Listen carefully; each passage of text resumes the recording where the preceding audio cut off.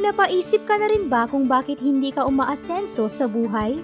Kung bakit ang karamihan sa mga mahihirap ay patuloy na naghihirap at hindi nakakaahon sa pagkakalugmok? Yung tipong nagkakakandakuba ka na sa trabaho pero kulang pa din ang kinikita mo. Palagi ka na lang nag-overtime pero hindi sapat ang overtime pay mo dahil marami ka pa ring bayarin. Kaliwat kanan na nga ang sideline mo pero kapos na kapos pa rin ang perang pumapasok sa account mo. Kahit maganda ang trabaho mo at mataas na ang posisyon mo, ay marami ka pa ring utang at hanggang ngayon ay nahihirapan ka pa rin. Ang utak kasi ng tao ay may tinatawag na autopilot mode. Ito ang mga pagkakataong ginagawa natin ang mga bagay na hindi natin namamalayan dahil ginagawa na natin ito sa araw-araw at naging parte na ng ating habits. Tulad ng pagtulog, pagsisipilyo, pagkain at marami pang iba. Ganito rin sana sa paghahawak ng pera. May mga habits na nakakabuti sa atin at may mga habits din namang nakakasama. Ngunit hindi natin ito namamalayan dahil nakasanayan na natin itong gawin. Sa video na ito ay iisa-isahin natin ang 5 dahilan kung bakit hanggang ngayon ay hindi ka pa rin financially free. Una, sumusunod sa uso to impress friends. Palagi ka bang nasa branded na damit dahil bumili ang kaibigan mo kailan lang? Bumili ka ng bagong phone dahil kaka-launch lang ito at kailangang mauna kang magkaroon sa mga kaibigan mo.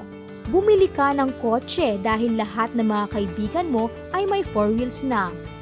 Nag-travel ka dahil niyaya ka ng mga kaibigan mo at ayaw mong ma-out of place kapag nagkwentuhan na sila.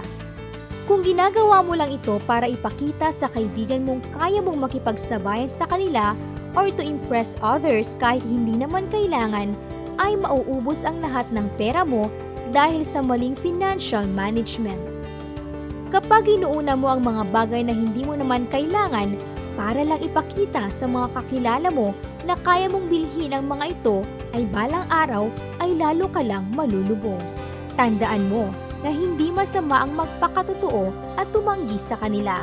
Maging open at sabihin mong may financial goals kang kailangang abutin in a short period of time. Kaya kailangan mong i-budget ang pera mo at ayusin ang finance mo. Maiintindihan ka nila kung totoong kaibigan mo sila. Kailangan mong maintindihan na hindi naman tayo pare-pareho ng financial stability. Kaya wag mong pilitin ang sarili mong makipagsabayan kung hindi mo naman kaya dahil kapag ginawa mo ito ay lalo ka lang mauubusan at malulubog sa pagkakautang. Kung gusto mong maging financially free balang araw, sanayin mo ang sarili mong huwag makinig sa opinyon ng iba. Tandaan mong ikaw lang ang makakatulong sa sarili mo upang maging financially free at wala ng iba. Pangalawa, nasa bangko lang ang pera mo. Alam mo bang bumababa ang value ng pera kapag pinapatulog mo lang ito sa bangko? Dahil ito sa tinatawag na inflation. Ito ang patuloy na pagbagsak ng value ng pera dahil sa patuloy na pagtaas ng mga bilihin.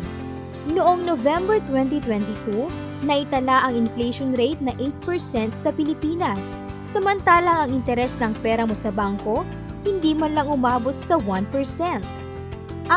May tax deductions pa yan. Kaya kung patutulugin mo lang ang pera mo sa bangko, kakainin lang ng inflation ang interes ng pera mo. Kaya nga kahit anong laki ng itinaas ng sahod ng iba ay kulang pa rin dahil sa taas ng mga bilihin at inflation rate. Kaya sa halip na patulugin mo ang pera mo sa bangko, aralin mo kung ano-ano ang mga assets na may mataas na interes upang mapalago mo pang lalo ang pera mo. Pangatlo, wrong spending habits. Ito yung mga taong galante kapag payday. Yung grabe gumastos kapag may malaking komisyon na natatanggap. Palaging nasa mamahaling restaurant. May mamahaling damit. Palaging nasa travel. May mamahaling relo. Palaging nasa mamahaling coffee shop at iba pa. Ito ang senyales ng pagiging one-day millionaire. Wala namang masama kung ititreat mo ang sarili mo dahil ang perang iyan ay pinaghirapan mo nga naman. Pero, mas magandang gawin ang mga ito kung mayroon tayong excess budget and money for it. Kung ginagawa mo lang ito dahil gusto mo lang, ay baka mabaon ka sa utang. paulit-ulit ka ring mauubusan ng pera at magiging cycle na ito sa buhay mo. Iilan lamang ang mga ito sa mga maling habits ng karamihan na siyang humahadlang sa kanilang pag-asenso. Sa huli, ay ang disiplina pa rin natin sa sarili ang magiging susi upang makamit natin ang ating financial goals. Pang-apat, inuuna mo palagi ang expenses. Madalas na ginagawa ng tao ang unahin ang expenses bago ang magtabi ng savings kapag nagkakapera. Bayad ng bills, pili ng kotse kahit hindi naman kailangan, inuman, shopping, lalabas ang bagong model ng iPhone. Buti na lang may credit card. 24 months to pay naman. Mabilis lang yan.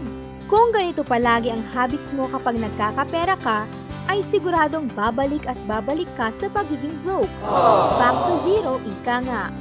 Ang mga tao kasing financially free ay inuuna lagi ang pagtatabi ng pera bago gumastos. Inuuna kasi nilang isipin kung paano ba sila magkakaroon ng passive income at stable cash flow bago nila unahin ang mga material na bagay. At ang panglima, procrastination. Mas kilala ito sa tinatawag na bahala na o saka na mentality. Saka na ako mag-iipon kapag tumaas na ang sahod ko. Saka na ako magnenegosyo kapag alam ko na ang gagawin ko. Saka na ako mag-i-invest kapag natuto na ako. Bahala na kung wala akong ipon. Pwede naman akong humiram. Bahala na kung wala akong insurance, wala naman akong sakit. Bahala na kung wala akong negosyo, maganda naman ang trabaho ko. Ang procrastination ay resulta ng lack of planning at financial management. Ang mga taong walang financial management ay madalas na biktima ng impulse buying at overspending. Kahit sobrang laki ng sahod mo, kung wala ka namang financial plans, ay puro ka lang gastos at maaari itong maging dahilan ng pagkakalubog mo sa utang, lalo na kung hindi mo mapaghahandaan ang mga emergency. Bigla ang pagkawala mo ng trabaho at retirement.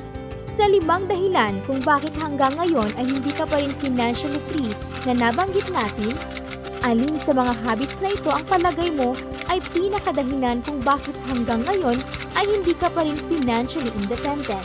Gusto naming malaman.